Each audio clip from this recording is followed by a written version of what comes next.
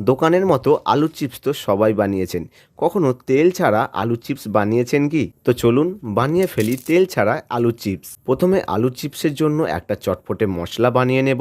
Mixing জারের মধ্যে লবণ, পুদিনা পাতা আর লেবুর জুস দিয়ে ভালো করে মিশিয়ে পেস্ট বানিয়ে নিতে হবে।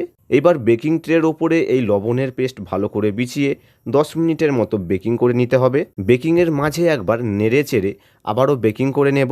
আর এই লবণ বেকিং হয়ে যাওয়ার পরে ছোট ছোট পাথরের মতো হয়ে যাবে। মিক্সিং জারের মধ্যে আবারও অ্যাড করে ভালো করে পাউডার বানিয়ে নেব। আলুর চিপসের জন্য চটপটে মশলা একদম রেডি। এবার আলুর খোসা ছাড়িয়ে এই রকম পাতলা পাতলা করে কেটে নিতে হবে।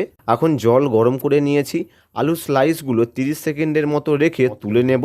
এই রকম সুতির কাপড়ের মধ্যে এক এক করে বিছিয়ে আলুর যে এক্সট্রা জলগুলো আছে ভালো করে পুঁছে নিতে হবে। এবার বেকিং ট্রের ওপরে বাটার পেপার অ্যাড করে দিয়েছি। এক এক করে আলু আবারও সাজিয়ে নেব আর ওপর থেকে একটু একটু করে চটপটে মশলা দিয়ে দেব। প্রিহিটেড ওভেনে বেকিং করে নেব 200 ডিগ্রি সেলসিয়াসে 30 থেকে 35 মিনিটের মতো।